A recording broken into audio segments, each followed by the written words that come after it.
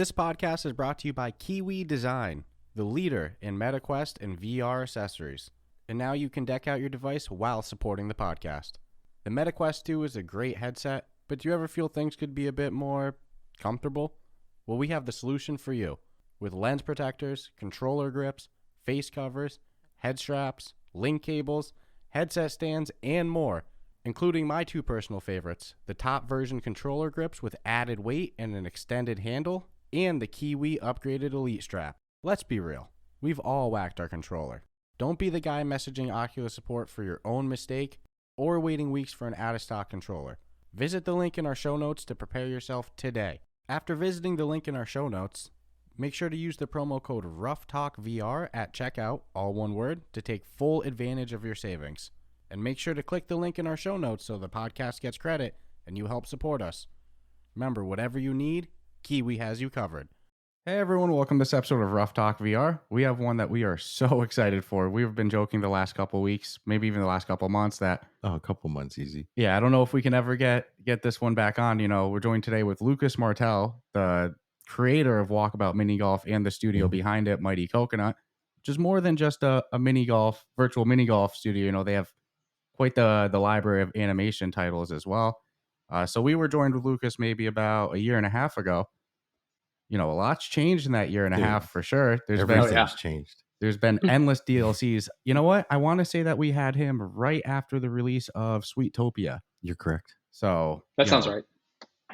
Numerous DLC since. So Lucas, in case, you know, they've missed our first interview, somehow one of our listeners, they haven't played Walkabout Mini Golf yet. Good chance. Yeah, no, right? Not happening. Do you mind to introduce yourself a little bit more and also tell our listeners real quick, briefly, what Walkabout Mini Golf is? Yeah, totally. So I'm Lucas Martell. I'm the creator of Walkabout Mini Golf. Walkabout started off as basically a solo project that was sort of done. I'd had some work done before the pandemic hit, and then when the pandemic hit, I sort of like, I'm going to finish this thing. And at the time, the Quest 1 had not come out too long ago, and then ended up getting it finished right before the Quest 2 launched. And then since then, we've expanded it, launched with basically just 4 courses and not a lot of bells and whistles. And since then, we've built it out to, I think now we're up to 19 courses. We've got 8 base games, 10 or 11 DLCs, depending on exactly when this drops. We're just adding more features, adding just more and more new stuff. And the studio, Mighty Coconut, we're based in Austin, but we're a virtual studio. So we have a small office that a few of us go to. We're mostly kind of virtual, spread out all over the place. We were actually, like you mentioned, traditionally we were an animation studio. So I was an animation writer-director for a long time. And then, VR has really sort of taken over. And now we are 100% focused on VR games, and almost all that is Walkabout. Wow. And so no more animation, it sounds, or? I still have a couple of projects that are with different studios or producers or anything, but a lot of times in animated. So I'd made a short film called Pigeon Impossible that was the basis for Spies in Disguise. So just to give you a sense of how slow moving that world is, it took me 5 years to make the 6-minute short film. And then from the time it was finished to actually getting Spies in Disguise made was another 10 years. So it's not uncommon to have like, that thing that I pitched like 4 years ago that's just been sitting in sort of like development hell, they call it. Sometimes it actually comes out, sometimes it disappears and never sees the light of day. So who's to say maybe 1 or 2 of those might end up resurfacing at some point. But it's pretty common in that world for it to just take a really long time. Which is one of the reasons that I love so much that we're working on Walkabout, because with the release cadence that we're doing and just sort of like how we've got that set up, it's so nice not to have to pitch, not to have to ask for permission. We've got a couple licensed things, of course, but like even those are fairly straightforward compared to the feature world. And just we're able to sort of like do something, get it out there, and we're constantly working on so many different things that it's just a really nice change of pace from the very, very slow moving world of feature animation. I had no idea. I knew it was slow, but I didn't know it was that kind of amount of years slow. You know, a decade can go by to make for that amount of time too. That's no. I think animation in particular tends to be slow. I think largely because in the this is kind of my opinion, but in the live action world, you've got your writer, you got the script, you got the director, you've usually got talent attached to that. And then that kind of creates like everyone has a window that they can go out and they can actually shoot it. And then that sort of like really gets the ball going and gets everyone committed. In the animation world, none of that stuff happens. So like Will Smith and Tom Holland didn't even get cast until like I think less than 18 months before the film came out. So there just wasn't that impetus of like, when are you going to get him? It's like, okay, we can get him into the booth. Like they've got a few hours this day. They've got a day next month that they could do it. So it's just really easy to sort of ad hoc, and there's not that sort of ticking clock like you have with live action. So that's my personal opinion. I think that it varies from studio to studio though as well. But yeah, feature animation is a particularly slow process. So then the ability to shave, I mean, literally 9 years off of something to have a project come to fruition. I'm going into the VR world. That's just got to be absolutely liberating. Yeah, I mean, you said that this was a pandemic project. I know we probably asked this the first interview, but just as a refresher, once you got the idea and, from phone app version to VR, how long was that entire development process? I think that it probably came out to about a year of development. That was probably spread out a little bit longer than that, but as a solo thing, it was probably about a year, kind of piecemeal. It did start off as a phone thing, which, as folks saw from the Meta Gaming Showcase yesterday, we've got that coming. We've actually had that sort of like basically sort of like in there since before the VR version even launched. It started off with that, and then the port over to VR just as what really sort of like, it was just sort of a fluke that had already been sort of in development. There was even one course that was basically fully functional as the phone game before I did the port over to VR. And that was mostly just because the Quest 1 came along and suddenly it was possible to do mobile VR, and we already had a game that was optimized to run on mobile hardware. So it was a fairly easy transition to make. But yeah, so probably about a year all in, spread out over the course of 18 months, 2 years, a little bit. But then once the pandemic hit, there was a solid, probably 6 months of, at least 40, 50 hours a week of solid development time. So, Sheesh. And, something that I always love with Walkabout Mini Golf is, in our Discord, we do a lot of game meetups, and Walkabout Mini Golf is one of the most popular ones. And the other week, there was a session going on with like, I think 8 people and 6 different headsets or something like that. Yeah, it was something wicked crazy. The crossplay aspect is huge for just being able to get your friends. You all don't have to be on the same headset, and it really functions smooth crossplay. And, we saw it's going to be crossplay with the iOS app. So that's kind of the first flat screen version playing with VR. Was that a challenge to get it to work crossplay without, one side having an advantage over the other? I mean, I think that there's definitely going to be certain things that are going to be easier to do in VR, and some things that will be even easier to do in, we're calling it AR, but mobile. So I think that so much of that is because it's mini golf, and we're largely sort of like, we want it to be as, as polished, and from a game standpoint, we want it to be as fair as possible. But at the same time, we're also in a space where it feels like we want to let people meet up. We want to let them hang out. If people have one headset, but they want to show someone the headset, like having the AR companion app, it's not like it's a competitive shooter that you have to sort of like make sure you have absolute parity between different platforms. So we're kind of taking a little bit more liberty than you likely could with most other games, and that it's in this weird space where it can be competitive if you want it to be. It could be cooperative a lot of times people get in there and it's just an excuse to hang out. So it's sort of like you could make it as, as a competitive as you want it to be. So I think we're just in a lucky space with how that works. Yeah, I don't go into Walkabout Mini Golf looking to get the number 1 score. To be honest with you, I don't think I ever do I just either. go in to have fun. Oh, I do. I'm hyper competitive. That's me. Yeah. That's awesome. I think the most competitive we get is really the first time we play a new course. That first round is when we're for some reason, even though we're discovering everything and trying to experiment, that's our most. And then the second time, we're usually a little more. Yeah, then I'll get in the habit where I'll find a hole where I'm like, I think I can do something crazy on this hole, and I'm willing to sacrifice my score on 1 or 2 rounds just to figure out if it's possible. I mean, I think that there's also something to mini golf seems to be really, really good as well for just sort of like kind of just harassing your friends a little bit. Like it's a really fun, like little trash talk is actually makes it a little bit more entertaining sometimes. So yeah, it's just a little bit. You don't want to play with anybody who's like being overly competitive, but yeah, we've made a point that sort of like, okay, when we're doing our play test, like a fair amount of trash talk is to be expected, even commended. So But what's good about this iOS app is it keeps that core integral walkabout value of it's about meeting up with your friends, your family in whatever accessible way possible and just have fun, keep having a good time. So totally, yeah.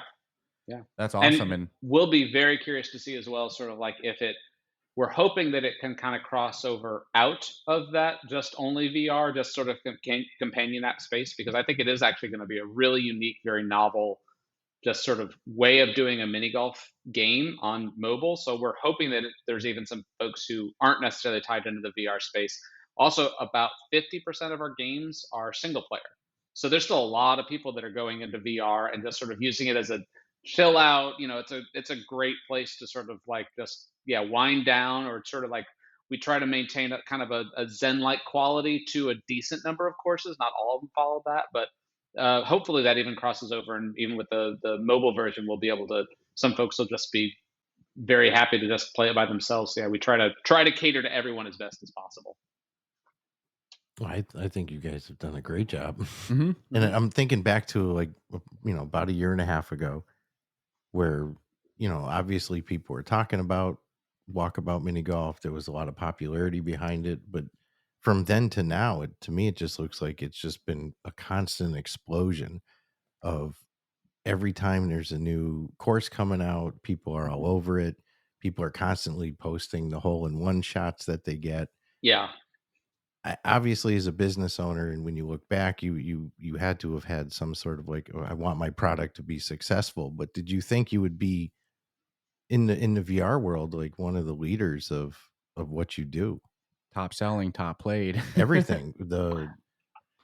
I definitely don't think that was definitely not one of the things that was expected. Like, and because up until releasing Walkabout, we had only really released 2 fairly small mobile games, and so our experience in the gaming world was fairly limited, to the point that we sort of like we didn't have very high expectations. Like, okay, mini golf, people love it. We thought it was super fun, and I will admit that I did go in thinking like, man, it would be so cool if we were able to keep doing courses, or maybe even someday to do licensed courses. So even that idea was something that was kind of thought through in advance, but it wasn't until we've really reached this point that it's like, okay, now, yeah, that this is actually viable, and this is something that we can keep developing for the foreseeable future, because yeah, you never know quite how that's going to go, but also we're so kind of tied into the fate of VR. And at the time, VR was still sort of struggling a little bit. It wasn't until the Quest 2 came along that it really sort of reached a wider audience. So yeah, so we're just sort of like happy that we sort of landed when it did, and just thrilled that we're able to sort of like kind of, yeah, ride this train. And yeah, the fact that it has become a staple of a lot of people's VR experience is just, yeah, it's thrilling. No, not to mention the whole role model aspect. We know developers who seek out to try to get that walkabout vibe in their product, and if it openly admitted it, that it's like what you've done well, and other people want to try to emulate that as the best they can. Yeah, definitely a leader in social VR. And in that MetaQuest trailer, we saw a whole bunch of DLCs in the works. Way more than. Speaking of licensings, Yeah, I mean, how many DLCs are you able to say how many you have in total in the works, actively in development, let alone on a whiteboard? we always In joke a about notepad. that whiteboard. Yeah. So I can give you a little insight to sort of our process. So because coming from the animation world, we've kind of set up production kind of like you would like a series on TV. So the idea is that at any given time, you're in the writer's room, you're in production on a couple of things, you've got a couple in post, you've got something that's done, but it's getting ready for release. So at any given time, we have about 12 courses that are in sort of like some phase of the development. And then usually about half of those are like actively being worked on. And then we try to make it so that each phase of the process has a little bit of a window, so that something, when it wraps up the design phase, it goes into kind of a bit of a holding pattern for a little bit. That way the modeling team isn't waiting to sort of like grab the one straight from that. So it kind of gives us a little bit of time to get in there. Sometimes there's little tweaks that we need to make, or that I need to go in and just sort of like, I want to finesse or play with something that was difficult to do with the whole team. So there's about six steps to the sort of like how we have our pipeline laid out, and then 6 sort of in between steps. So that means that we're actually kind of already working on courses that won't even be out until the second half of 2024. But I mean, that's sort of like, at any given time, you've got a lot of people that are all working on different stuff, and then you just try to maintain that, because it is a lot of different things sort of happening at any given time. But that's also what it works out really nicely, because then sort of like, oh, someone is, this particular course is having a bit of trouble, or sort of like we need to rethink something. It's like, okay, you've got room to do that. You've got time to sort of like be thinking on something and really work out all those details, like the mechanics and doing play tests and all that sort of stuff. So that's kind of loosely sort of like how we have it set up. No, but everybody's always got something they're able to work on then. Mm-hmm. Because again, you're not waiting for somebody to finish their thing so you can. No, that's pretty cool. Yeah. But that's a lot like how an animated series as well. So like, oh yeah, you're writing, you're in boards, you're in layout, you're in animation, then you're in lighting, then effects, and then lighting and compositing and all that sort of stuff. So it's very different. It's a totally different thing, but it still loosely sort of follows the same structure. So, wow. And then you've got that rolling delivery where there's just always, even the marketing team is always sort of like working on that next thing that's just coming up, and they know as soon as that one ships that they'll start working on the next one. So, wow. And we always use Mighty Coconut as an example of a studio that crushes it with licensing. You have, dude, when Labyrinth came through, that was it for me. I'm like, there's nothing that I don't think they can get now. Yeah, the door's been opened, and since then we've seen even more come. So I mean, geez, I don't want to ask, what else is in the works, but do you have a dream course that you would love to see? Whether I always talk about Star Wars for licensing and stuff like that. Is there one franchise that you would love more than all, or have you already even done that actually? So we do have a long list of courses that are just ours that we want to do. So we've got ideas. Probably got like 30 or 40 that's like, we're going to do that. It's just a question. Sometimes it also becomes like, well, maybe there's this licensing thing, and if it works to license that, then we've got our own sort of like, that's not affiliated with anything, that we could always do. And then if the license works out, great.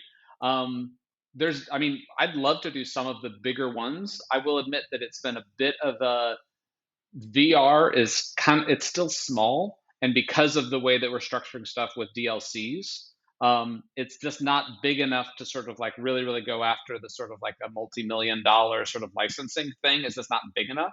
But so we've got those. We hope that we can kind of work up to that. But I feel really lucky that we're in the state that whenever we're talking to a licensor, we tend to we're able to sort of like find people who we want to work with and who want to be part of the process. And so that's been fantastic, that, if something doesn't quite fit, or, if there's something really big that we would love to do, but we just can't afford it, it's like, well, we've got a lot of our own stuff as well. So luckily we're in a spot where we're not beholden to only doing licensed courses. And that's just a really lucky spot to be in. And with 40 courses potentially, in the, on paper, conceptually, how do you pick which one that you're going to do next? Do you throw darts at it and whatever it lands on, that's what you do next, or is it like, hey, we think the technology can support that? How do you decide which one to actually pursue? I think that we definitely do. And this is going back to sort of like the film background. We definitely think of it kind of like a slate a little bit, just like a feature studio would, that we know we've got. So right now we're hitting about the 6-week mark. So we know that we've got basically 8 or 9 courses that are going to be coming out in a year. So that gives us sort of like, okay, that's your release slots. You can only do 8 or 9. And so we try to generally find a balance in terms of like different styles of gameplay, different styles of environment, because we want them to be as different, as possible. And we also are finding that, Upside Down was a great example of one that was like, that was not everyone's cup of tea, but for some people that was like hands down their favorite course ever. And so we want to have room to do a couple of those that are maybe a bit more experimental, but then we also want to counter that with something like, so having Upside Down followed immediately by Zerzura was very much sort of like, oh, we know that that Upside Down wasn't going to be for everyone. Zerzura was that classic mini golf with a new twist and still something you haven't seen before. But even, Zerzura had that very zen quality to it, and very, very different than Upside Down, which was way more experimental. So that's a lot of what we think about, is sort of like balancing mechanics, types of gameplay, types of environments, and just generally trying to get a good spread of that, so you've got something for everybody. Wow. I enjoyed Upside Down. Yeah, we kept calling it Upside Downtown, but just flowed. Yeah, but I did see some.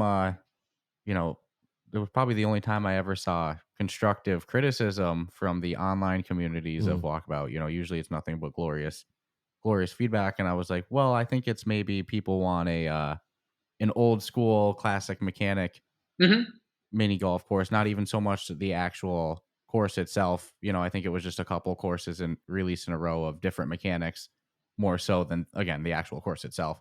Yeah. But with this many courses out now, I mean, it's probably hard to pick a favorite of all of your children, but do you have a favorite course? Let's see. I think I still always go back to Kioti Valley, as just sort of like a good, like, that felt like it was just visually, it's a place that I want to hang out in and just stay in for a long time. But it also just helps, I think, with time, because whenever we're getting ready to release a course, we end up playing it so much that by the time it comes out, we're a little tired of it. So I think it's also kind of one of those things that you kind of have to let things sort of like age back into favor a little bit, just because you get burned out on them a little bit. But yeah, I like all of them for different reasons. And I think that one of the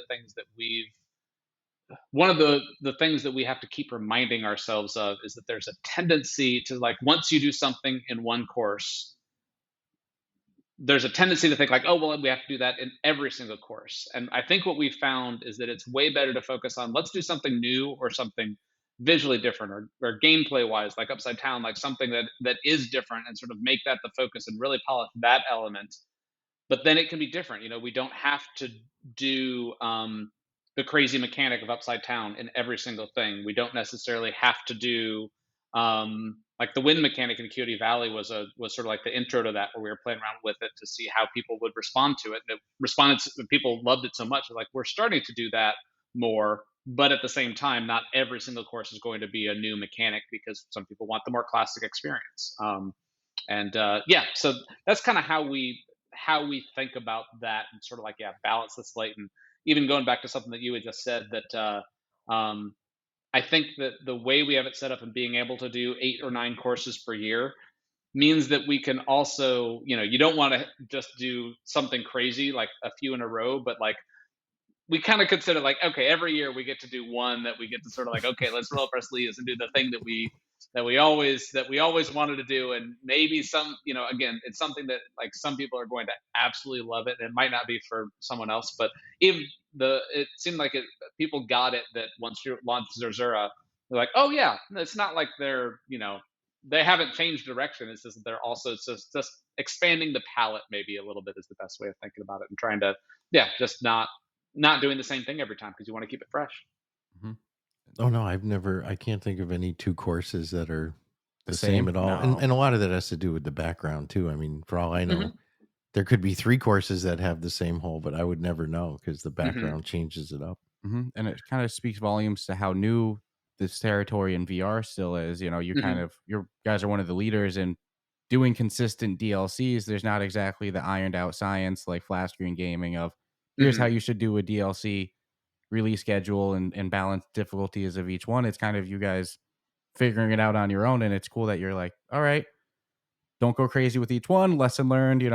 We'll control ourselves. And the DLC prices, that's always something we've ranted and raved about. A cup of coffee. Yeah, a medium cup of coffee, and you can own a DLC. So credit's deserved for keeping the price low for the consumer. I don't know how much coffee costs in Austin, but yeah, I get coffee in Massachusetts over here that's more expensive than a Walkabout Yeah. Walkabout Oh Mini yeah. Golf No, DLC. if you get a super fancy latte or something, it's going to be a little bit more even than that. But yeah, that's also been kind. I mean, again, a lot of this comes from not necessarily coming from the games world. So I think that even some people have ported some ideas over from mobile monetization models and all that. And I think that we're just in a boat that we don't quite. VR is such a unique space that we're kind of trying to see what works. Also, what works for our game. We're very lucky that each course, it's you can almost consider it like a level because it is content. Like there's a decent bit of content in each one, but because each level or course is so standalone, it gives us a thing that we can actually build something that's a sizable chunk, but it's also not as big as like one of the massive expansion packs that other games would do. So I think it also just varies very much from game to game in terms of like how you can even set that up. So the way that we've set it up works very well for Walkabout, but even even if we were to do another game, I don't know that that model would particularly work that well. So it's very specific to what we're doing. It feels like. Absolutely. I don't see people ever getting sick of DLC courses No. with Walkabout, to be honest with you. No, I see. We hope not, because we've got a lot that we want to do. So. We see a lot of pre-take my money. You can have my money now. Just it'll be there when it drops. Well, you see it in our Discord. It's one of the most popular games that, and that's just not even in our. That's like everywhere. Yeah, that's on the stats list for Steam, for the MetaQuest store, and now you guys are on PlayStation VR too. I'm sure going to dominate those charts as well. So, the results speak for themselves. So, something I'm dying to know, because we last had you on a year and a half ago. I mean, so much as it has grown and changed. How big is the studio these days? I had that one. We've had the pleasure of talking with like Don Carson and Edward Felix, and definitely seems like Walkabout or Mighty Coconut goes with a quality over quantity mentality. Everybody that we've talked to is unique. They all bring something special to the team. So yeah, what's the total team size these days? I think we're about at, I think it's at 27 right now. So we're sizable, but it's still very much sort of like, this is still sort of like it's still very indie. I would also say that some of that, we've probably had the most growth actually on the side that you might not think of as much, because we are self-publishing. So a decent bit of that is also just like QA. Even just like we have a course coming out every 6 weeks, that means that we have to be generating trailers and assets. So like having an in-house video person to capture all that sort of stuff. Also just all the back and forth with the platforms releases. Like every time we release a course, it's got to go through alpha and beta, and just like having someone actually manage that entire process. So there's a pretty significant chunk of that is not even what you would necessarily think of in terms of like making the exact thing that you're going to see on screen. But because we're sort of self-publishing and we're at such a cadence that we're kind of constantly releasing that next new thing, there's a lot of support that we've added for that, as well as just like this general support, just answering people's questions, answering like bugs that come up, reporting them, getting them back to the tech team. So it feels like we're kind of just learning by kind of going through it and finding what we need for this particular game. And a lot of that is finally, kind of like adding those things that a more traditional publisher we even have in house. And is that something you anticipated before you decided to self-publish, or was that something that you kind of were like, oh damn, maybe we should have grabbed a publisher? I think it was one of those things that at the time it totally made sense, and it was actually great how it was done. I think now it's actually really good and lucky that we self-published, because most publishers, just the way that they would work, it's more focused on that big release, and it's more about building the kind of the hyping up that one big release. But because we are on this cadence of every 6 weeks, it's sort of like, it's not sort of like, not every release makes the splash that it's not like we're launching Zelda every 6 weeks. It's a much smaller thing. But it's this sort of like this constant, it's just this constant thing that we're always doing. And I think that if we were trying to do that with an outside publisher, that would be a bit of a nightmare, just because we need to stay fairly close to the metal. And, when we need to be able to release quickly. And if something breaks on, especially with as many platforms as we're on, something happens on one particular platform, we need to be able to find out about it quickly and either get a patch up or find a workaround that we can get out to people really, really quickly. So I think it's actually really, really lucky, and I don't know that the model that we're using would even work if we weren't self-publishing. No, I think it makes total sense. especially with the amount of content being. I'm trying to think of it from the other person's perspective, and not to mention the ever changing changes that might get made, and yeah, that's a lot. Yeah, and like you said, 6-week release schedule. You don't have anybody to answer to if No. you guys want to do something. Instant communication chain. Yep, no thumbs up from the boss man or anything else. That's you. That's you guys can do whatever you want. So I do think that freedom probably was the best way to go in the end. Yeah, it lets us move pretty quickly. I think that if we were a more traditional studio, I think we would probably have to have quite a few more people, and I think there would just be more bureaucracy that we would be dealing with. Although even at 27, we're starting to realize, okay, we need to do a few things a bit more like a more small to mid-sized studio, just because we've got enough people that we need just open the lines of communication, make sure that everybody's working together as best as we can. Well, I'll say this: 27 employees, but everybody we've spoke to, when you get into their background before they were doing VR, it's like you have literally hired the best of the best from all sorts of industries.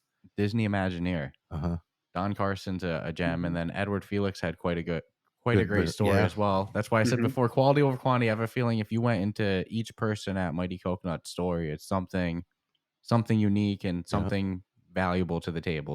Well, and the enthusiasm too. It oozed. Yeah, you all are doing something very magical with your company, and it's cool to see it growing and continuing to get more popular. I don't know if there's ever a slowdown with it. And something that hopefully not. Yeah. And something that I was kicking myself for not bringing up last time we had you on. When we first started the podcast, we were playing with one of our listeners, a gentleman named Josh, who also has a podcast called Imperial Scrolls of Honor. He hypes out Walkabout Mini Golf a bunch as well. Huge fan. And he's a beast at the game. We went in there and he was just schooling us. And I he know goes, what you're going to ask. Yeah, I can't believe we didn't bring this up last time. And he goes, I don't know if this is true, but somebody told me if you see those dots on the ground, there's some sort of indication of a proper angle to hit it at or a proper spot to hit. And at every course I go in, I see these dots on each hole, even in the new DLCs. What's the deal with the dots? Is there any truth to it is a guidance? Or are they just grid dots? Yeah. So it's yes and no. So in the first version of the game, there was sort of just this little noise to sort of make the just this little bit of noise to give it sort of the grass texture and everything. And then at a certain point, we did make the effort to add in these extra larger dots, mostly so that people have a reference point. So that is kind of why they are added in there, is just that you would, on any real life course, you would have little, this little tiny rock or this little tiny, smudge on the carpet or something like that.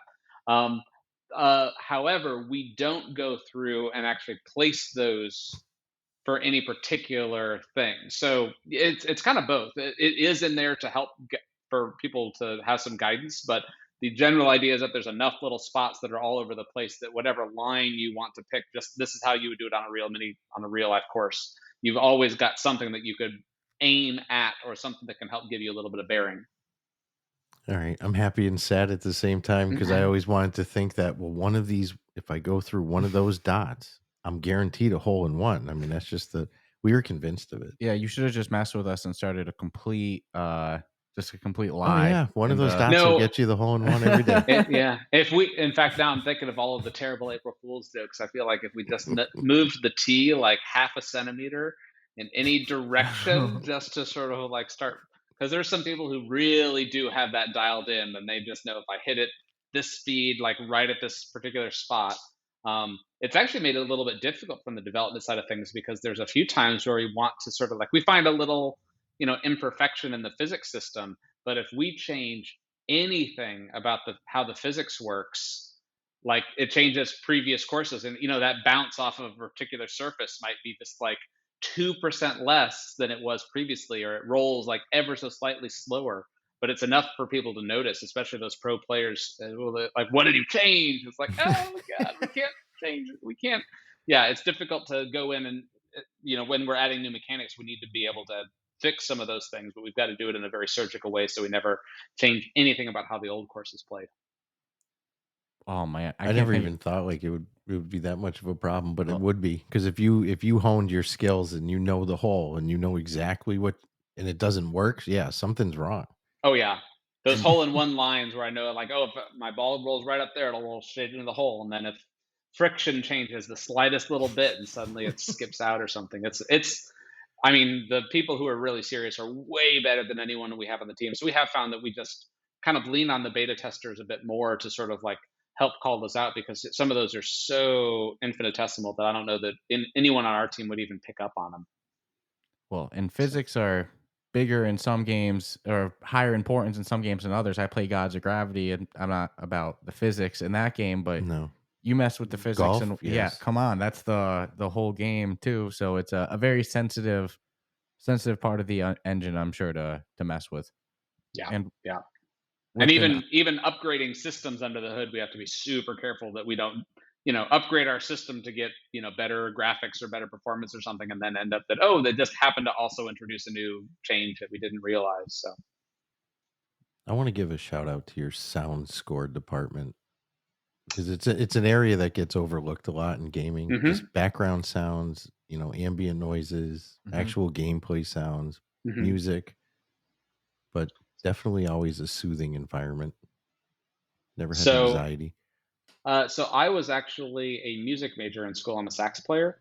And so Chris Raymond, who does the score, we were roommates in college. And as he was doing his graduate program here at UT.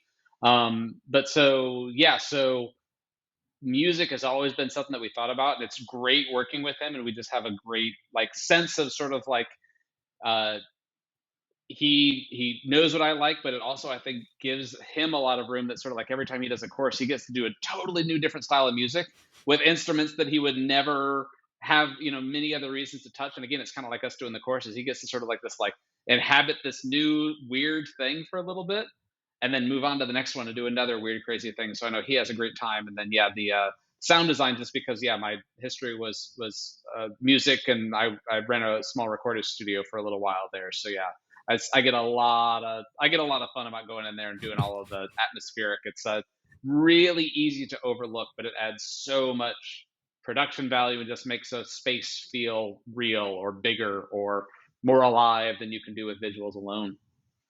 yeah, I think that the sound score in any game is Well, yeah, often. like the past year, we've really been laying heavy on it because uh, to me, when it's like a theatrical performance in your ears as you're doing Mhm. something, it's like, wow, yeah, this is an area I just don't see enough credit being given. It sets hmm the tone for feel just as Uh much huh. as anything you see Like a movie. visually. Yeah. So hmm for One other thing that I also have to give Chris Raymond major props for is that it's really hard to write a piece of music that can loop. For sometimes people will be in there for an hour if they're in a multiplayer room, and something that it has to be distinct and it has to feel good, but it also needs to be something that doesn't start to get too earwormy or too stuck in your head. Every once in a while we will have something that will be a melody that is just sort of like that's too good. It's like it's too catchy, it just gets in there, and it's sort of like, and then it like it'll start to inhabit. There is actually one I in this case it's a good one, but one of the tracks that he just did for one of the upcoming courses, I just caught myself like humming it like 3 days after he sent it to me. It's like, okay, but I'm not annoyed by it. It's just sort of like, oh wow, it's like it's that memorable. So yeah, he does an amazing job of walking that very fine line of being really really good, but not overly drawing too much attention to it. It's funny. You have to hold yourself back from writing something that's too memorable. hmm Wow. Okay. Yeah, too catchy or too or just yeah tonal. If the feel of it changes too drastically too quickly, it will really sort of like draw attention to itself. So yeah, it's a very delicate balance. Well, and everything also flows hole to hole, so it's to have that balancing act of 18 holes and your music or sounds have to coincide with everything you're on so it doesn't feel like it doesn't belong. Yeah. Mhm. hmm You can't design the music for hole 7 and hope that they're gonna be at hole 7 by this point. It doesn't work like that. The Yeah, can't yeah. No, so we when we're talking, we usually break it down more like usually there's a couple of pieces of reference, but also just sort of like styles of music. We usually talk a lot about instrumentation and usually just an overall vibe. But it's something that fits the environment more than it's designed to fit a specific hole. Um, for the most part. Who knows if we end up changing that at some point. And with an iOS version coming, is there plans to go to Android as well, or is it a technical limitation in that regard? So there's yes, we want to. We have, having released a couple of games on Android. It is because of how we're using just like it's AR Kit on iOS, it's AR Core on Android. But there are so many different devices that are so much more drastically different that it's honestly a bit of just a QA nightmare. So we want to, but we just need the tech and the devices to stabilize a bit more. And it was kind of one of those things that we were looking at and we're like, well, either we can come to iOS this summer, or we could also come to Android maybe at some point in the next year. Just because of how much more, just like there's all you have to test on every single device. It's just like there's this massive amount of extra behind the scenes stuff that has to happen with Android is really what it comes down to. And I have to ask this. If you're going to the phone, obviously the Android is something you'd like to do, but I get what you're saying. It's like PC hardware components on steroids with diversity. Yeah. Is there ever plans for a console edition? Much in the way that we see That's a Demio good question. on PlayStation. Would you ever have plans to go to computer, flat screen, Xbox, PlayStation, etc., Switch? Quite possibly. We don't have any like solid plans for that, but it's an interesting idea, and it's definitely something that we feel like we're going to see how mobile does. And we're also, we're just entering kind of like some early alpha and beta stages of that, and starting to get ideas about how it's working, and maybe even making a couple of tweaks under the hood. So it's possible that some of those tweaks that we're making might allow a different type version to be done in more of a flat console thing. So it's quite possible, but we don't have any solid plans one way or another. Yeah, I think Walkabout's one of those games that on any system, because the core concept of getting people in together and playing, I think as long as they have it in their hands and they're able to meet up with their friends, it's probably going to be a damn good time. Yeah. I will say that one of the things that we have sort of like set as one of our rules, though, is that we don't want any platform, in this case specifically mobile, we don't want that to change how we're designing courses, because we're very much considering it a VR first thing. And so we even know that there might be maybe a couple of whole designs that just don't work particularly well when you're not in the headset able to peek around a corner or be quite as nimble with how you are in VR. And we've already sort of said like, okay, we want to polish AR, but we want to bring that mobile version up to as good as we can. We don't want to water down the VR version to focus on mobile. So we've already kind of put that line in the sand. I just think it's awesome. We're in a time now where you're seeing VR games going to, like you asking, any chance, PlayStation or Xbox? Yeah, versus where it's usually, port that over from flat screen to VR. Yeah, no, that's awesome to see. And so we had a couple Patreon questions. Sometimes we like to throw out for our Patreon supporters. Hey, if we talk to this person, any questions that you'd like to ask? So you're going back at this one. Yeah. So we had one person ask, Golf Plus is doing some amazing thing with stats, longest putt, rounds played, best front and back nine. Are there any plans to expand the statistics and Walkabout for enthusiasts? Yeah, we're definitely planning to do a decent bit of stats, leaderboards, all that sort of stuff. I mean, I don't know if we've actually even formally announced it. Well, we also don't have an exact timeline. So much of this is also just coming down to, with as often as we're putting out new courses, that kind of takes precedence. So a lot of the other tech features that we've been gradually adding in, a lot of that has been focused on sort of like just like the most important thing that we need to first. And so it's definitely on the roadmap that we're going to be adding more of that sort of stuff. It's just, we've got to there's been a handful of under the hood stuff that we had to get done. I will also say it was very interesting going, again, not as I've done a couple of small mobile games, but basically just like anywhere from like 1 to 3 or 4 people. So always very, very small. there's definitely been a little bit of a learning curve with taking what I had written for the core released, the first version of the game that was released, and now getting that up to snuff so that a team can be working on it. So just, a lot of things that I would just hack some stuff together that was totally fine when it was just me.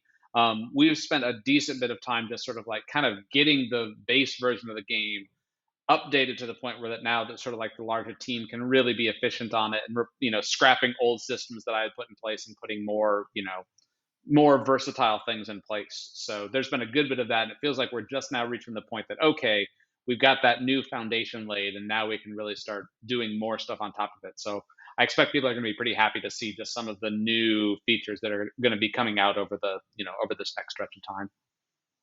Hell yeah, that great answer there. And I get excited every time I see a teaser. Oh my gosh, shit! Oh man, good stuff's coming.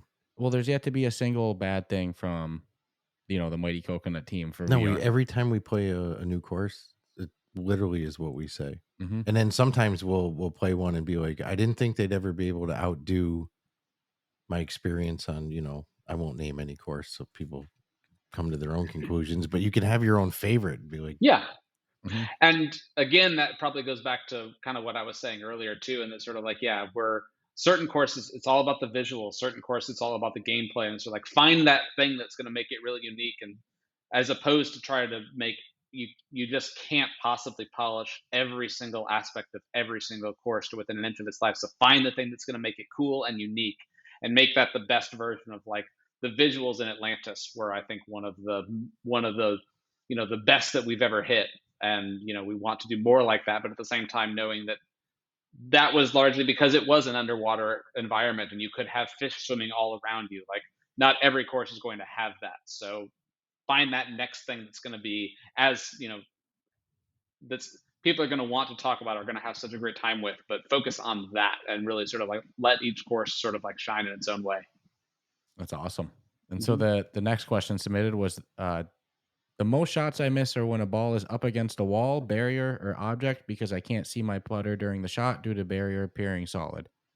The putter can be transparent, but is there any plans to make those objects or barriers temporarily transparent during your shot through them? Oh, interesting. So a little bit of a bug question, almost. Not bug, but I guess, quality of because life. Quality of life. So the basic thought is sort of like, because currently the putter goes sort of X-ray, so you can still see where your putter is at right when it's up against it. And obviously something that you couldn't do in real life. In real life, you just have to kick your ball out 6 inches, I think basically is the technical rule. It would be, we've definitely thought about a couple of different things and trying to find the most non-invasive way of doing it. Right now, the way that we're doing it, allowing you to swing right through the barriers, has been one of those nice sort of like VR only things. So I will say that we do also try to solve a decent number of those issues in the course design itself. And a lot of that does come down to sort of like kind of like trying to make sure that you're not commonly going to get stuck in those areas, or that especially that you have room to stand. So just like a real course, like we don't ever want if you've got a big wall right there, you don't ever want the ball sitting right up next to the wall, because then when you go to address the ball to put it that way, your head's going to be inside of a wall. So there's a lot of that we also think of to try to keep from the course design, try to keep you out of those positions. But it will happen, obviously, on occasion. Nope, makes sense. And then 2 more Patreon questions. So the next question is, each course is obviously finely crafted with intention.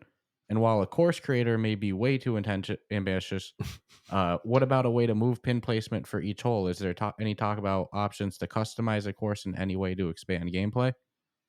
Yeah, so that's sounds like they still want a course creator. Well, I mean, and that is sort of like even a specific sort of like kind of a variation within that, where you could basically just move the hole or move the starting position. So that's something that we want to do. We don't have the exact roadmap, but I will say that as I was talking a little bit earlier about sort of some of the new foundation that we're adding, some of that system is to allow us to add more of those modifiers, to introduce different game modes, to allow people to sort of make some of those customizations for a specific course. So I'm not promising that exact thing is going to happen, but it's definitely something that we're looking at, and we want to get that sort of thing to be more possible and to sort of like give people a bit more control, because it absolutely is something we want to be doing as much as we can. That's awesome. I think they'll So tentative, yes. Yeah, I think they'll love that answer. And then the last Patreon question we had was, who designs the special putters for each course, and how do they decide how to do them? So the design, so Zach Alexander, one of our concept artists, usually does sort of an initial, just a 2D pass on those, and then Edward Felix does the actual models of them. And usually they do change a little bit within that, and it's not uncommon for us to have something that visually looks good in 2D, but then when you actually go to play with it, something's just weird, something sticks out at an angle that's distracting, or just like the scale needs to change to make it feel like it's comfortable in the palm of your hand, sort of thing. So, but that's where a lot of those come from. And the nice thing being the team that we are, and a fairly, most of our team is fairly experienced as well. We do kind of give a pretty decent amount of slack for people to sort of just like kind of come up with a lot of those, those things on their own. And while I'll sort of like glance at stuff, I very, very rarely will ever say no to something unless there's a very like clear reason, like, oh, we can't do that because we don't have a way to do moving objects on the putters, or some various different things like that. But yeah, so that's pretty much Zach and Edward with some input from the wider team.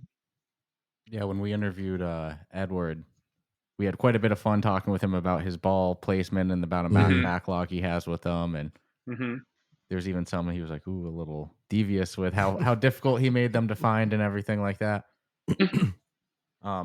So kind of onto that of you give people freedom of like what they want to do and stuff. What's your role in everything at this point? Are you in the weeds writing code at this point, or have you taken more of like an overseeing final approval position?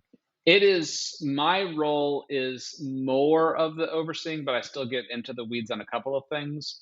I very rarely write code, mostly just because I kind of got kicked out of the kitchen on that one in a good way. But again, I'm self-taught, so I could jump in there and do some really, really messy stuff. But I think at a certain point, they're just like, you know what? Why don't, like, we got this? Just sort of like, let's give us the spatula, so in general, I get less into the code stuff. I do still get more hands-on with some of the upfront design. And there's also, I'd say at this point, a fairly decent bit that comes in more of like that kind of that tech art space of, getting a lot of things pulled together. A lot of times we'll have ideas that have been in there from the beginning, but sort of like even the figuring out like exactly how we're going to do that. Like for Journey to the Center of the Earth, there's a couple of things that will be not exact. I guess they're technically sort of new mechanics, but a couple of little elements like that kind of require a bit more thought in terms of how we're going to, do this new thing. So that's where a lot of my focus is. It's more sort of like in the figuring out how we're going to do something, or maybe just sort of like pulling the final threads together to make it cohesive. Is kind of the little moments that I get to still sort of like get my hands into the weeds. And haven't we heard the frame, it's not walkabout enough? I can't remember who mentioned that to us. I think that we've definitely used that. That sounds like something that Henning, our lead course designer, would say. Like there is sort of like, we have some internal rules that we use for stuff, but there's definitely a couple of other ones that are sort of like, it's just sort of like a feeling. A good example is like a lot of times when people use internally, when we use the term like walkabouty, a lot of times we're talking about just like that flow from hole to hole. And a lot of times it comes like, oh, it's just like, oh yeah, you have to go into this weird like side path.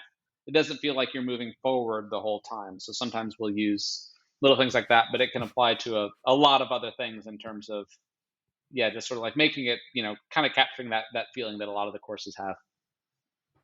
That's awesome. I love the phrase. It's Yeah. not walkabout enough. And so walkabouty. In terms of, expanding to different platforms and stuff, you recently released on PlayStation VR, and what's that reception been like? We were joking that, from what I've read, really exciting for the PlayStation VR players. Yeah. I mean, I was joking we're going to see you at the top of the charts inevitably, but jokes aside, what's the feedback been like from the PlayStation players? It's been really good. It's so interesting because every headset that you go to has such a different audience. And so we were actually very curious because, we had often, we've always kind of thought of the PlayStation just audience. as a bit more hardcore than our typical user base. But I think that also kind of worked really well because there's not a whole lot else that's on PlayStation VR that is like this, that is more social and it is a bit more casual. And it's been super great to see sort of like the the audience are getting that. I think that's also helped though because we've got so many people. I would actually even bet that a decent number of people who have purchased it on PlayStation VR 2 probably might have already played it on Quest or might already have a Quest. It seems like a lot of those early adopters are people in the VR space. It's not probably their very first headset in many cases. So it seems like a decent number of people had it. And it's like, oh, now I've got it on PlayStation VR 2. Now I can have, when I've got a friend over, we can both play at the same time, or I can loan out my Quest to somebody if we want to, if they're going on a trip and we can play together or something like that. So I wish that there was a way that we would actually know that empirically, but it's just sort of reading the tea leaves at the moment. No, I know if we had PS5s and the VR attachment, we'd be owning it as well. Probably all the fall same in that category for sure. Probably all the same courses that we own in the MetaQuest too. Why not? So, obviously, I doubt you've tried it or anything, and if you have, you can't obviously say anything. But it's quite the hype recently with a plethora of contradictory rumors and such. With the Apple headset supposed to be announced, coming up in the next week, theoretically. Are you an Apple fan? The game's going on iOS first before Android. What's your thoughts on all the Apple rumors and what might come out? So I don't really have any insider information. I would say that I've definitely been kind of paying attention to it, but at the same time, I've also kind of it's pretty clear that their focus is going to be first party stuff, at least for that initial launch. So I don't know of anyone who's been able to actually sort of like get their hands on it or see anything about it. So I think at a certain point, just like, okay, glance at the rumors, but always like, we'll see what happens. We'll see what happens. And then I think that there's definitely, we want to be able to support it and come out to that when it launches. At the same time, we're also still waiting to see exactly what it is. And a good example would be like, if it's hand tracking only, that's pretty difficult to do with a golf game. So that's one of the rumors, that it would be entirely hand tracking. So I think that that's where we're sort of like, we're just like everybody else. We're very much in a wait and see what they do with it, because I have a feeling that they're aiming to disrupt a lot of other things, and they're not necessarily thinking of it as a gaming first headset. Understood. That's what I keep hearing. Gaming's the last thing it'll be used for, but but then like I kind of reference contradictory rumors. I've heard the hand tracking, and then I've heard like the whole battery on the outside thing, and then the sales expectations and all these crazy things. But I have your exact mentality of let's see what actually is announced. And I mean, I think that even for us, like, okay, even stuff that is more of like a business headset, we want to support as many devices and make them all cross-play as possible. There's even a surprise, like something I never anticipated was the number of people who do business meetings in Walkabout. Like they'll do their sort of like weekly one-on-ones, like, oh yeah, we'll just hop into there. Like, oh, we got to like brainstorm this thing. So like, yeah, we could do a Google Meet or a Zoom link or something, but like, oh, well, we'll just hop in Walkabout. We don't need to be like typing on a computer while we do it. It's kind of like being in the same room with people. So I could even see that we would want to support that even from a business standpoint, because that's likely will be one of the main focuses for that particular device. So again, we're just waiting and seeing, just like everybody else. Walkabout Mini Golf, the premier social VR app. That's it's the one big business meeting I'd probably never run from. Be like, yeah, I'll be there. Just give me 2 seconds. That's awesome. And kind of to that, are you able to see, where your audience size is split on device? Like example, is the MetaQuest like 80%? Is it split down the middle, or no real idea? I don't even have exact numbers. I can definitely say that that Quest 2 is by far the majority of all that. I know we still have a few people on Quest 1. PlayStation has picked up.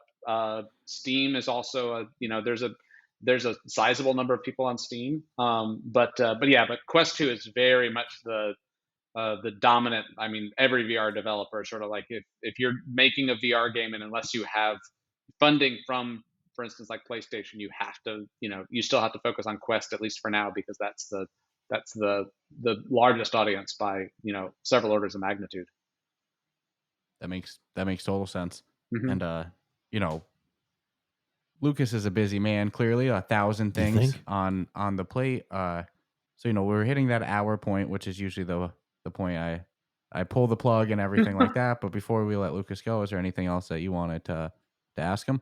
No, I'm just grateful that Lucas was kind enough to take time out of his busy schedule, which, at this point, to me, they got one of the most successful VR studios that we know of. We put them in the AAA studio for what they do. I got more questions than I probably even had, or I got more answers to questions I didn't even have. So I'm just excited to continue to watch this grow. I mean, it's always a positive experience. The users love it. Every single employee we've ever talked to, don't care what they do, they're excited, they're loving life. Bringing something unique to the table as well, Yeah. something special. And I never would have thought, in full honesty, that mini golf would get me so jazzed up and excited, but it does. I'm right there with you. I never really thought that. Yeah. Who would have thought that mini golf would be the thing that I've spent the last 2.5 years now, sort of like focusing almost 100% of my time on. So yeah, I'm right there with you. That no one quite expected it to blow up especially to this extent. So it's just been awesome to see. Well, you feel it when you go in. There's something magic about it. And I've used that same feeling to describe other games like Bocce Time. You go in and it has that Walkabout Mini Golf magic feel. And there's, if you tell somebody about Walkabout Mini Golf and they look at you like, how could mini golf be one of the That best fun? games? Yeah. Put Try them it. in, and within 30 seconds, they're gonna have that feel. Yeah. So I love that though. I like people going in and it's like, why would it ever be like? I'm trying to remember there was a quote that we glommed onto. It's just in a review that someone had left. It's sort of like this is like why is mini golf like the thing? Like this is stupid. I love it. Like yeah. That's Like I'm awesome. fine with that. Like yeah, just go in with low expectations and then be just constantly surprised is what we love. So one last thing I gotta ask before we let you go. With all the headsets on the market now, what headset do you use when you're in work meetings or gaming even?